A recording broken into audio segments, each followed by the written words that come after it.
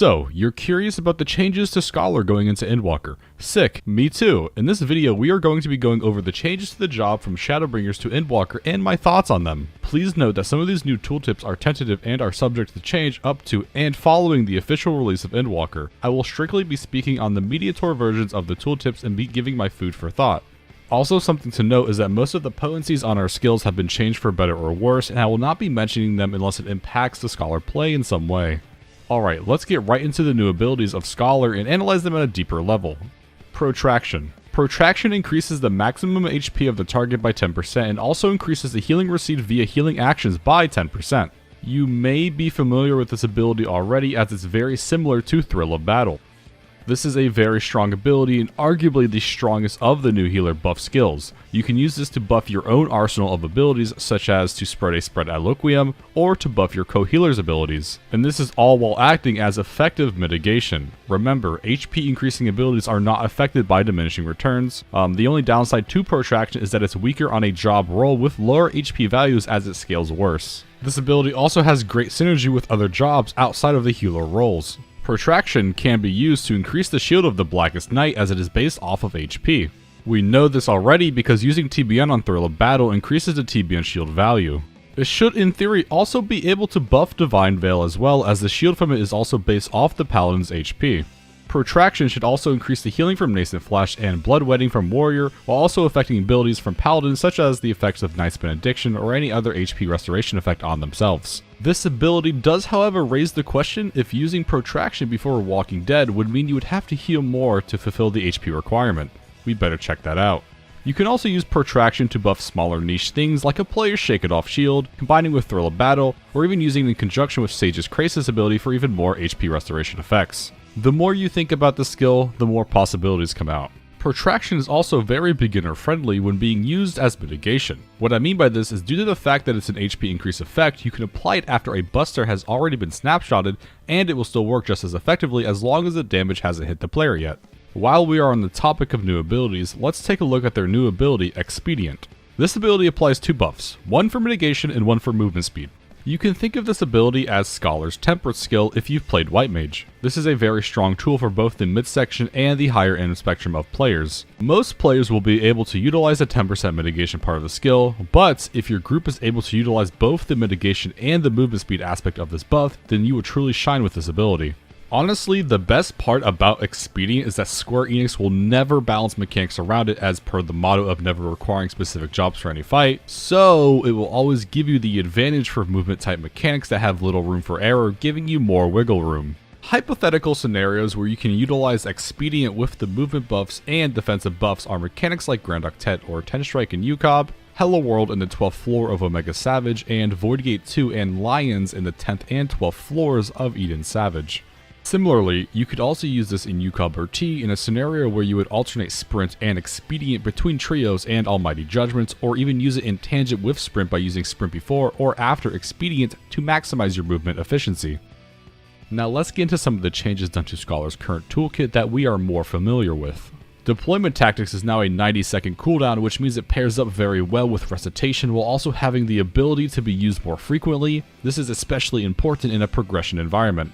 Adloquium has also had its Galvanize effect buffed by 55% from a multiplier of 125% to 180%. This means Adloquium's shield potency is also upgraded from 375 potency to 540 potency, making it now stronger by 165 potency. This is extremely strong and can be further buffed by Scholar's new ability, Protraction, as well as Fey Illumination and Dissipation, and further buffed by outside resources like Sage's Krasis ability or Bard's Nature's Min.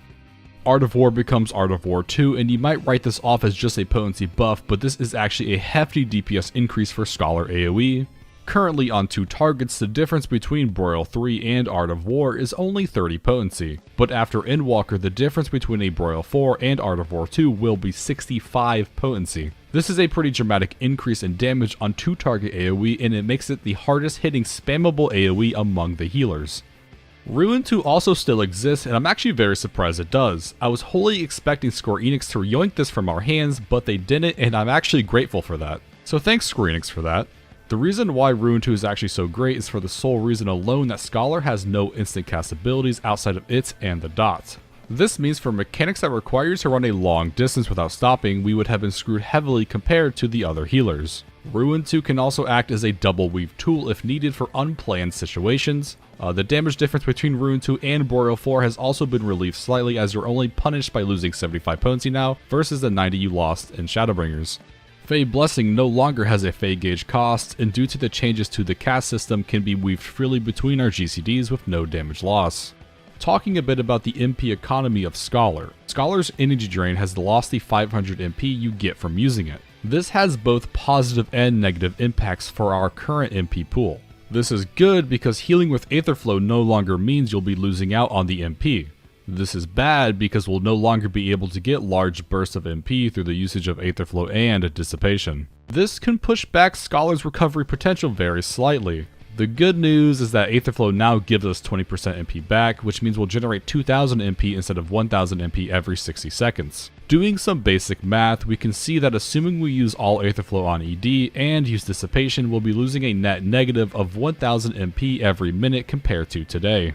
This may seem bad on paper, but we'll have to see how it works out in the first couple of weeks and hope that Square Enix will change it if it's not too kind to us. While talking about Dissipation, it should be noted that it no longer acts as an MP tool and it is strictly a DPS or healing tool now. Because it gives 3 Aetherflow, which can be used on energy drain, and now that we have free weave space, Dissipation as a damage tool is worth 300 potency. Not super big, but not something to dismiss either. Over the course of an encounter, that can rack up to a lot of damage. My biggest disappointment with Dissipation is that it still does not affect healing actions and only affects healing spells. This is such an odd choice, as Scholar's spell toolkit is the weakest and smallest of the 4 healers, only consisting of Adloquium, Succor, and Physic. On top of this, Succor can't even be spammed and only can be used as a burst healing tool every 15 seconds in conjunction with emergency tactics. Changing the ability to affect healing actions and reducing the potency to something like 10% would make it synergize much better with the Scholar's toolkit. This is even further amplified because you can only really use your Aetherflow actions while under Dissipation because you're locked out of your Fairy. Now that proper Aetherflow management is no longer tied to your Biolysis windows, it opens up the opportunity to using the Dissipation opener to generate a better MP economy in fights that need it, as Aetherflow would then be used at around 15 seconds. Now let's talk about the Fairy. Currently in Shadowbringers, one of the core strengths of Scholar is the Fairy, as much as people like to complain about it, and now that has only gotten better in Endwalker with the buff to Fairy responsiveness. While this more so pertains to the raiding side of Scholar, being able to heal with your Fairy while you're away from the party is a very important boon and is something no other healer can really do consistently. Think of mechanics where you're forced away from the party. Some examples of this could be anything from Ultimate Annihilation in the Weapons Refrain to the Thunder aspected Cycle of Faith or Lions in the current raid tier. This lets you heal the party or tank safely without worrying about moving to the middle and potentially killing or wiping the group due to a mistake on timing or just not being able to reach anyone at all. Another one of the Fairy's strengths is that it also doesn't suffer from weakness or brink of death, meaning Whispering Dawn, Fey Union, Embrace, Seraphic Veil, and Constellation all hit for full value during these situations. Now that we have the new abilities and changes to the old abilities out of the way, let's give a quick overview of Scholar's healing toolkit going into Endwalker. With the addition of a 1.5 second cast time, we can weave certain healing abilities freely now without any damage loss. These abilities are as follows: Whispering Dawn, Fey Illumination, Fey Blessing, Fey Union, Seraph, Consolation, Recitation Indom, Expedient, and Protraction. You can think of these abilities as our first front lines of healing. These are the abilities we will use before resorting to Aetherflow actions. Its healing toolkit also synergizes with its mitigation toolkit. With deployment tactics now being 90 seconds, it means it has added potential to pair more synergistically with Recitation, which you can use to further combine with abilities such as Fey Illumination, Protraction, and Dissipation. With the combination of these abilities, it gives you a whopping 784 potency shield, and that's without other outside healing resources such as Asylum, Nature's Min, Krasis, Thorough Battle, etc. This opens up the opportunity to cheese some mechanics due to the total amount of shields that it can offer. So Scholar overall in Endwalker is looking like its role is to handle the heavy mitigation while also having a well-rounded toolkit. It has great synergy with other healers and jobs and has a very versatile toolkit for practically every scenario. This makes it a very strong healer choice no matter what kind of content you are doing. The only downside of Scholar is still its weakness to date. It has very little healing power to fall back on when it runs out of tools. It also potentially might have a slightly worse MP economy than compared to Shadowbringer's Scholar, the latter being easily fixable with balanced patches. Scholar keeping energy drain also gives it a unique identity of losing damage when healing, which increases the skill ceiling of the job. Let's take a quick look at Sage's toolkit and see how it compares to Scholar, because I think this is really important. Sage has a GCD healing toolkit that is nearly identical to Scholar with a few notable differences. Their Succor equivalent, Eucrasia Prognosis, will have less healing potency but will also have no cast time. Their Expedient equivalent, Pneuma, does not give a movement speed buff, but is instead a multi-purpose GCD tool that will heal for 400 potency and give a 10% damage reduction for 20 seconds on top of it. While Scholar can use emergency tactics every 15 seconds to make their Succor into what is basically a stronger version of Medica, Sage will simply have their very own Medica with Prognosis. Sage also has 4 off-global cooldown skills that correspond to Scholar's Aetherflow kit with their Addersgall system, as well as a few abilities very similar to other off-global cooldown skill abilities in the Scholar's toolkit. First, we have Krasis, which is effectively their own Protraction. We have then Pepsis, which functions very similarly to Emergency Tactics, as well as Zoe, which is basically their Recitation. Alongside these, Sage has abilities that will fill the void of Eos and Selene. We have Holos, which is basically Fey Blessing, Physis, which is essentially Whispering Dawn, Soteria, which functions as an equivalent to Fey Union, as well as Physis 2, which will be Sage's very own Fey Illumination and Asylum mix. And lastly, we have Cardia, which is going to be a target-controlled version of Embrace.